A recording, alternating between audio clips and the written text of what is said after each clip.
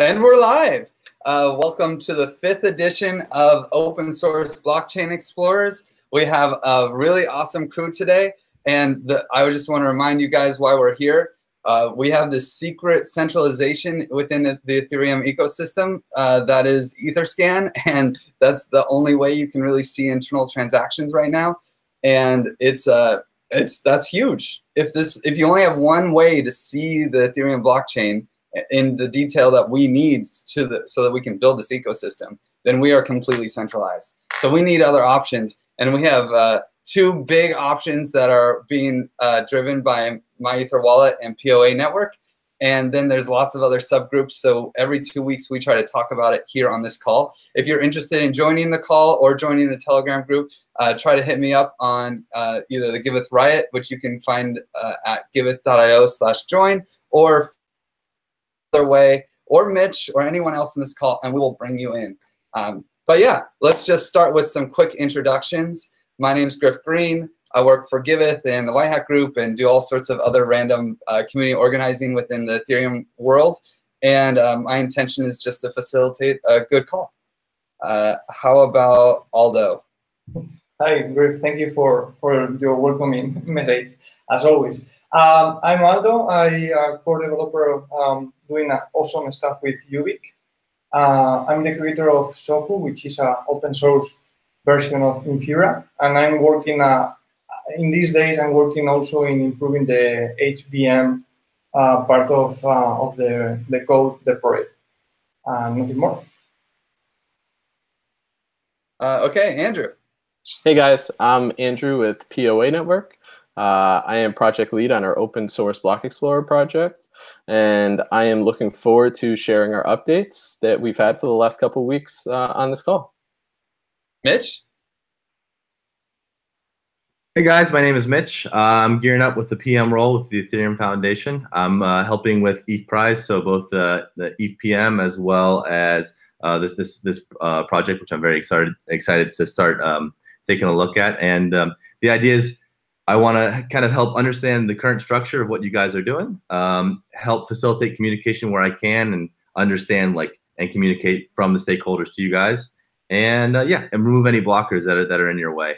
So it's awesome. I've been really kind of processing, watching the repos, and kind of seeing communication across the team. So I'm going to try to start helping a little bit as we kind of go along there. But yeah, I think you guys and EthVM really rocking and rolling, and I think you guys will really serve as nice exemplars for future bounties for EthVM and the Ethereum Foundation. So I'm very happy to hop on this call. Nice, thanks, Mitch. And we got another new person, Preston. Hi, Preston Van Loon here. I'm from Prismatic Labs, co-leading team over there. We're working on a sharding client for Ethereum, and we're hoping to help contribute in some way to some kind of visualization of a sharded system. So it falls in line with Block Explorers here. Nice. And TJ? Yeah, my name is Jay Rush. I'm working on a project called QuickBlocks, and I'm hoping to give a short demo today. It's easier to explain what I've done than talk about what I've done. So show what I've done. I mean. Love demos. Okay, cool. Well, the first thing on the agenda is Mitch, an in-depth intro. Can you tell us more, even more about what's going on, your relationship with EthPrize, and your goals and feelings? So I talked a little bit about the current projects, so EthVM and this one as well. So as well as you, I think a lot of you guys already know Andy from Status, and there's some others as well that are kind of interviewing those in the community. So there's been a few dozen interviews, and we're going to have a few more. And we're kind of interviewing a lot of people where there's common pain points. And I have to be careful not to kind of give away some spoilers here. But we want to, with the Ethereum Foundation, we want to improve the ecosystem for everybody. There's a lot of things that I think that would be useful for a lot of people, but it's kind of like the tragedy of the commons. People are kind of doing their own, kind of cool things, and they don't really think about, something that kind of would lift everybody up. So we're kind of identifying those pain points. As you know, the open source Block Explorer as well as the EthVM, there's 250,000 bounties. That's kind of where I think we'll be living at. We'll be helping teams and direct them. And the idea is to be taking a look at seeing these bounties to completion, but then spinning some new ones up. And that's kind of where I'm going to be stepping in as well. So it's going to be very exciting in the space. Thank you. Okay, that's great, man. Well, the next thing on our agenda is EthVM update with Aldo. Yeah, this past week I was trying to finish the Shokku thing, but later during the past weekend, Luke came to Barcelona, and we were hacking a couple of things. We started also well, I have to explain better, but just using the IPC to scrap the blocks, and we are putting those blocks into RethinkDB. Let's see more or less what happens there. We are in more or less in a alpha or pre-alpha status. I think that, for example, TJ has solved this with QuickBlocks. I would like to ask your opinion in this part, but we are trying to just scrap everything from the client and just put it in the database, and from there, let's see what happens. That's cool. And did you have an update from Kosala as well? For Kosala, no, no. I only spoke with him about this, and I said to him that I'm going to dig deeper on their EthVM thing that he started, because he started doing inside the client just to send to the RethinkDB all the blocks, and we are trying to extract that in a separate code base. I see. I thought he sent the update to you, but he actually sent it to me, so I guess I can read it. My bad. So Kosala says that the last 2 weeks, EthVM, they were working on getting the token balances in the UI improved a little bit, and they have been adding a caching layer to the database to improve the speed to get average data, and this will help them populate the charts page. And it'll also let users have custom filters on what kind of data they need. Also integrated the approximate fiat values and account balances. So they're doing a lot of the UI stuff as well. So cool. That's the EthVM update. Next is Poa Network update. And I think you guys have a lot of things, right? Yeah, we've got quite a bit of stuff going on. So I'll start from the developer side. We've brought on quite a few new developers. We now have a total of 10 developers working on this project on a daily basis. The most recent developers are from Plataform Attack, and they're working on the developer section, specifically contract verification in Solidity. WebAssembly will be next, contract verification in WebAssembly. We finished our version 1 indexer. So that's blocks, transactions, the whole 9 yards, indexes the entire blockchain. But we're actually working on version 2 right now, which will strip out internal transactions, since that's the most expensive call. We want a good user experience when you go to deploy our Explorer. So we want, the best way to do that is to, in this fashion, to have the internal transactions on a separate process. So you'll see blocks, transactions, token balances, and within a very short amount of time. But then the internal transactions will slowly catch up over a period. So that's as far as that indexer goes. That's what's finished. We finished our deployment strategy. So basically, you can deploy a script, and it will deploy all your dependencies in AWS. So it's very simple to deploy our Explorer now, and that was completed by Dockyard this past week. So we're still working out some small little bugs with that, but early next week, we should be have a deployed version for everybody to take a look at using this new scripts. We also have our drag and drop themable UI. So with just a few configurations, you can change the color, the logos, the social links. So anybody who, any project that wants, whether it's private or a different side chain, they can easily change all those configurationable files and variables and have their own themed explorer. We put a lot of time into that aspect. Finally, we are started supporting Geth. So we've been putting a lot of time into that. So we'll both support parity and Geth, which will be good for the community.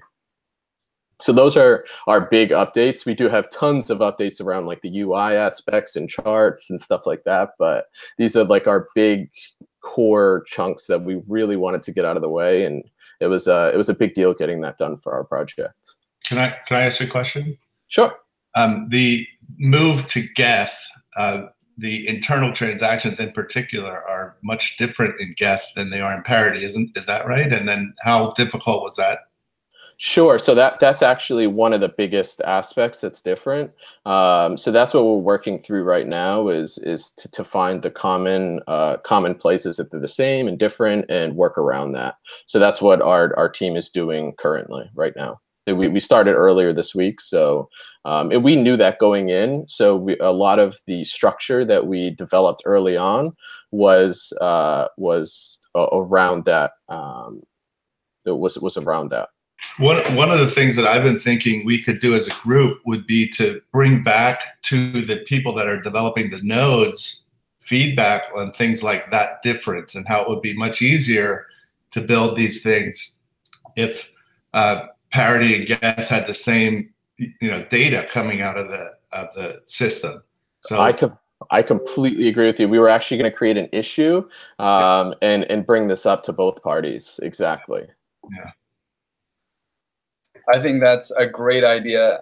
We were talking in the first call, I think, about making EIPs and bringing something around to this. So if you guys definitely, I hope I can be some kind of part in making that EIP, or at least can edit the text or something, or help make sure if it can happen.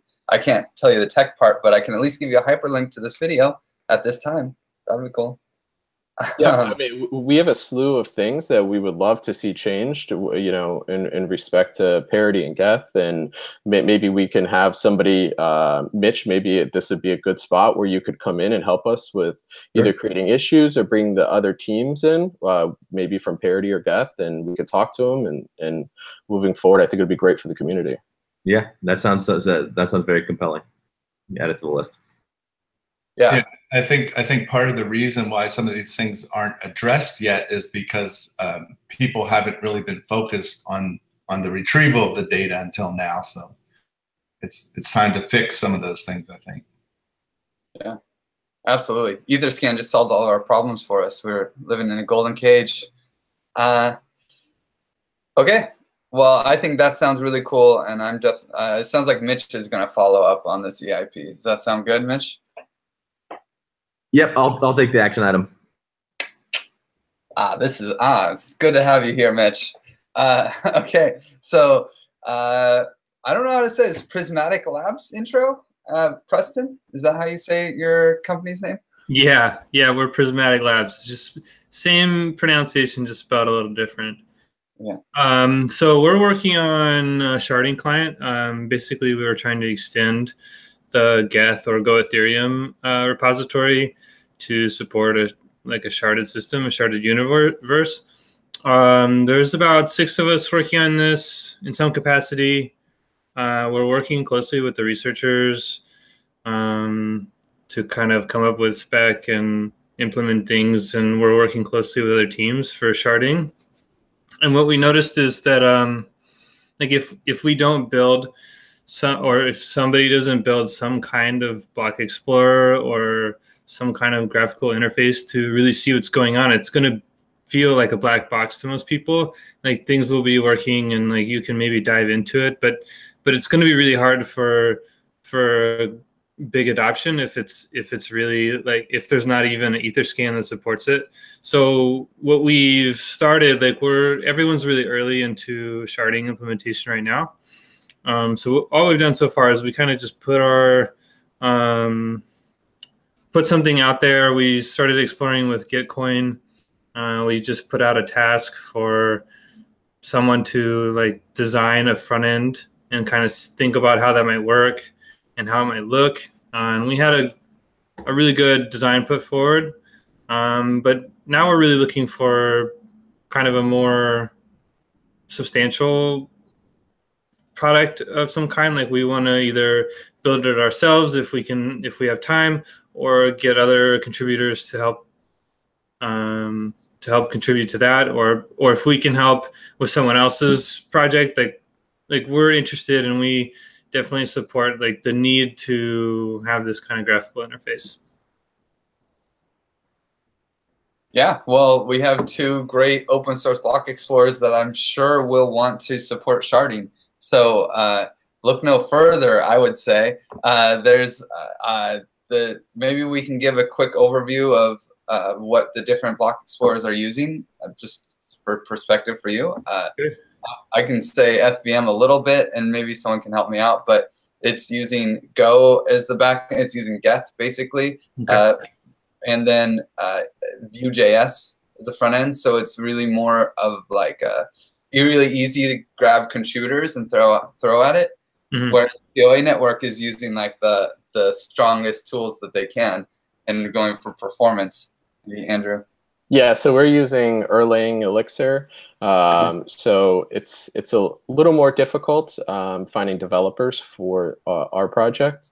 But I mean, we have tons of developers that would be, once we finish our version 1, that we could jump on to support your project, and we'd be happy to look at that, especially this week. We can maybe jump on a call and with our team and see what they think.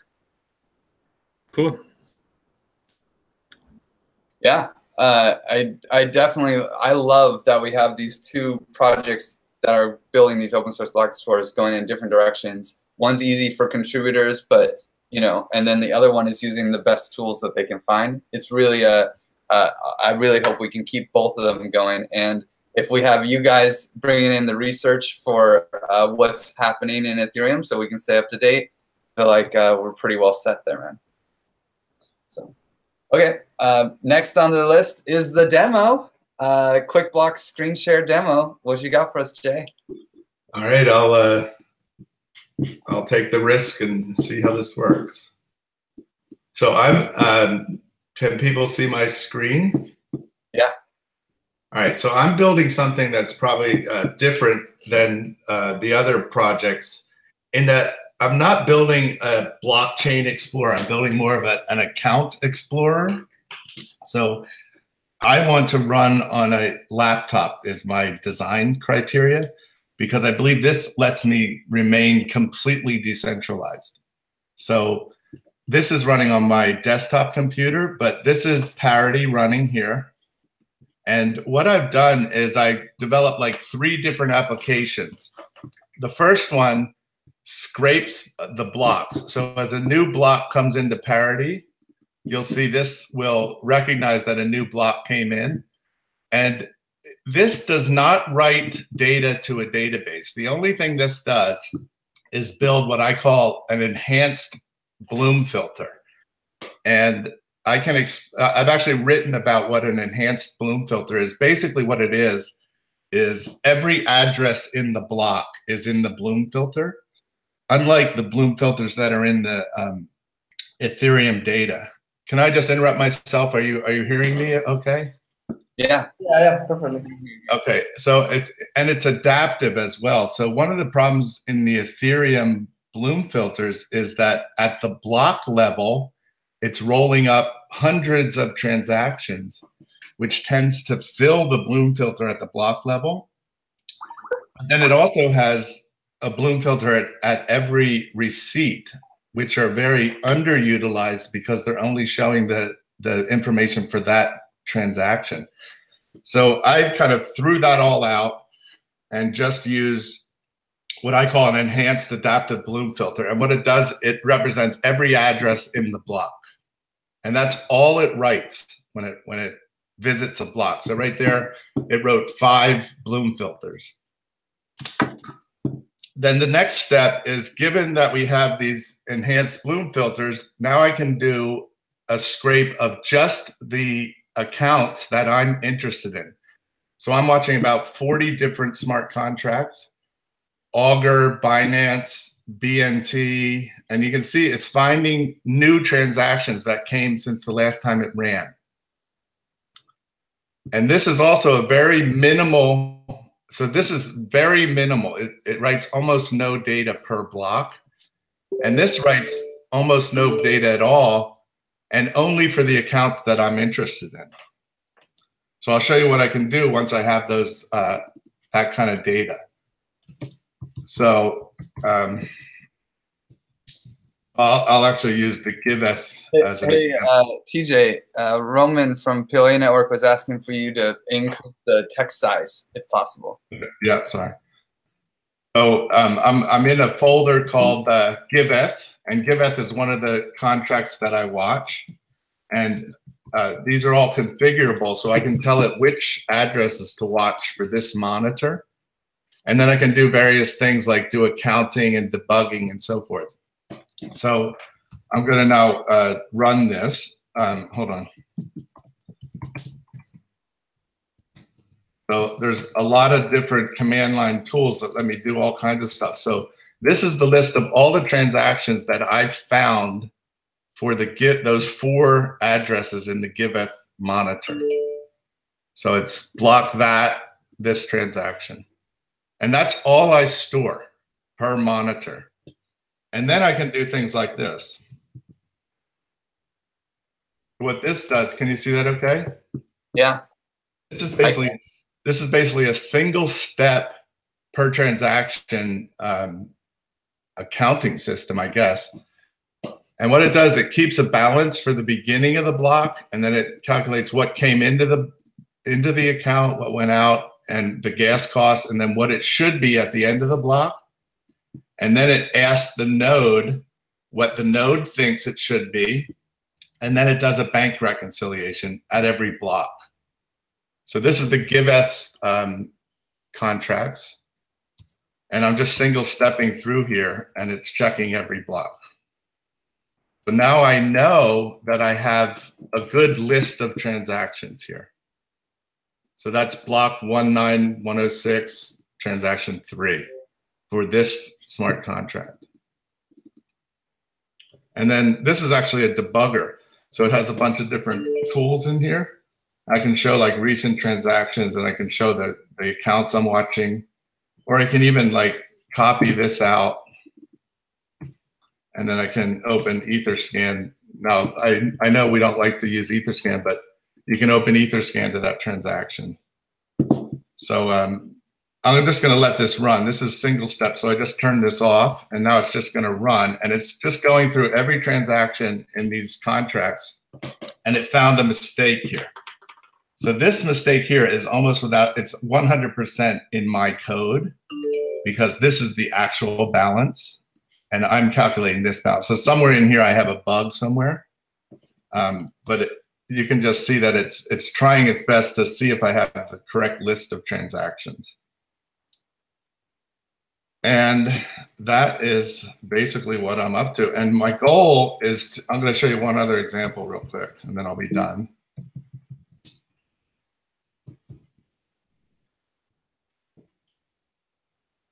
It's amazing how fast.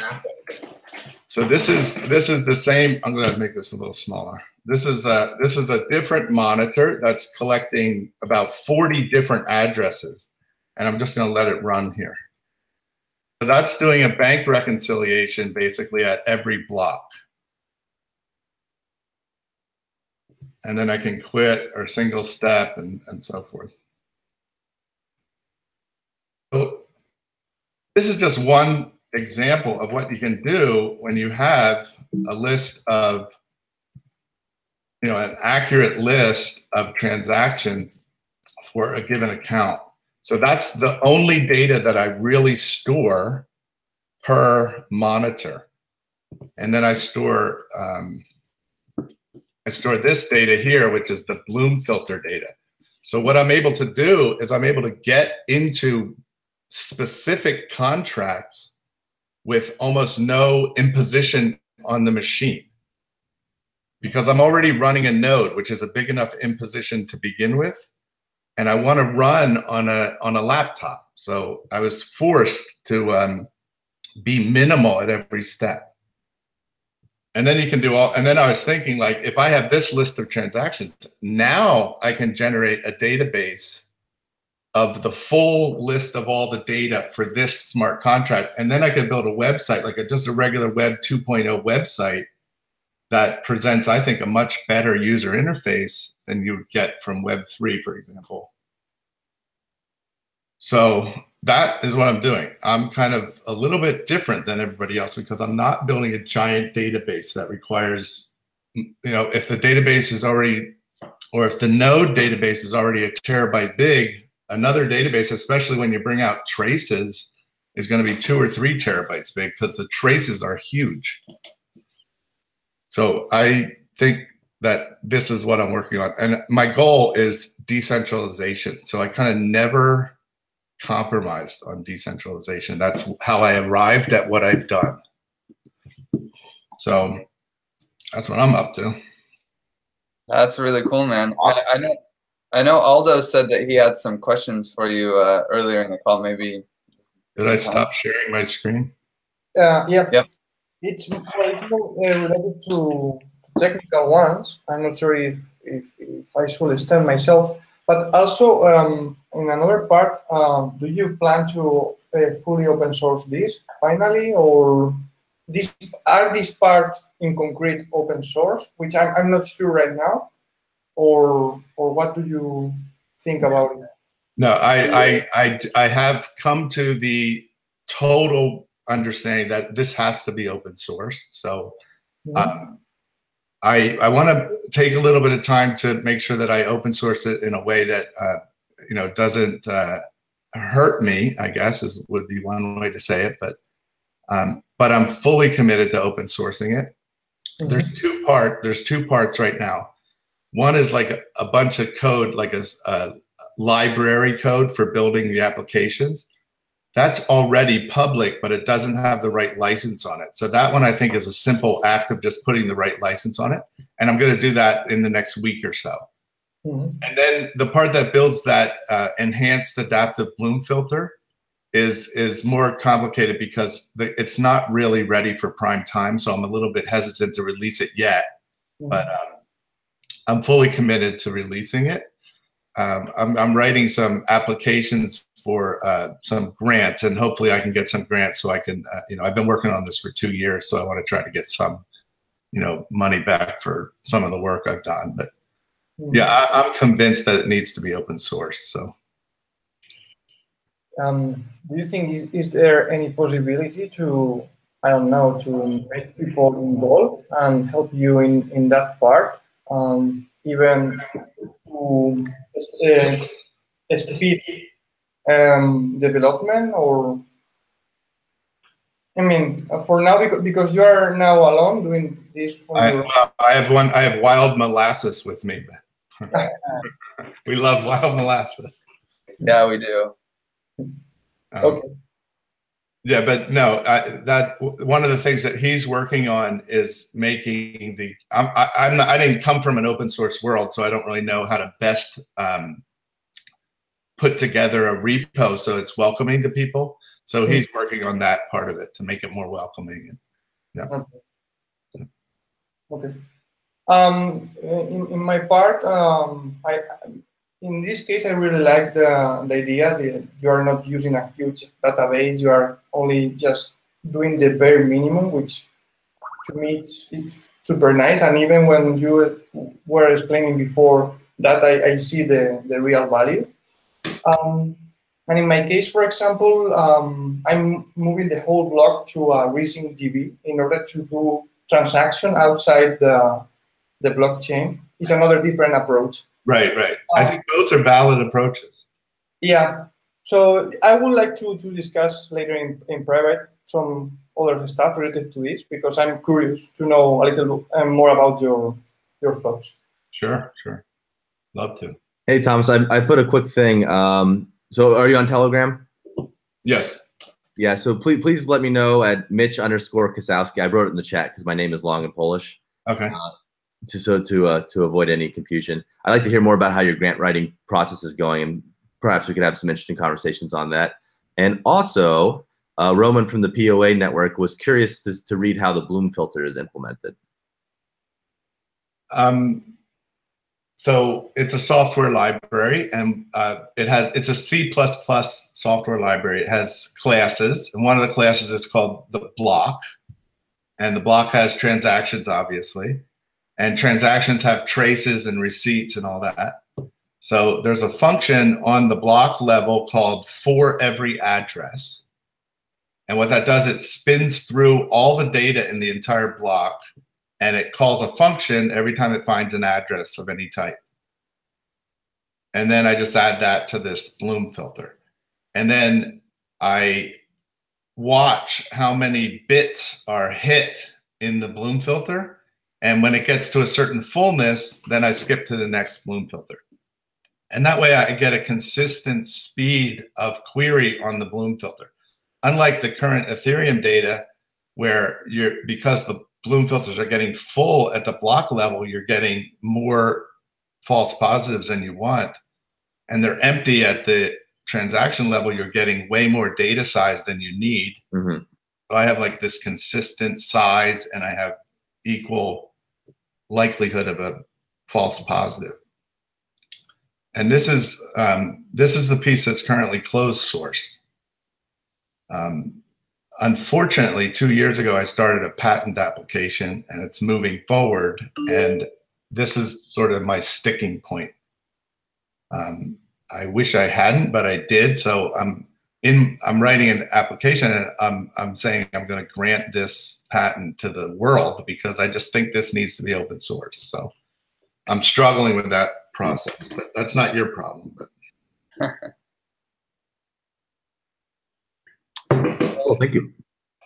Yeah, does anyone else have any topics that came to mind that we should discuss before we end the call? No? Why? What?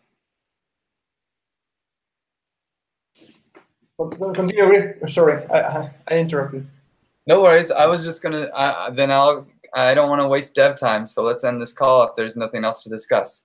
So thank you guys for hanging out. It was a good update, and I guess we'll see you guys in 2 weeks, huh?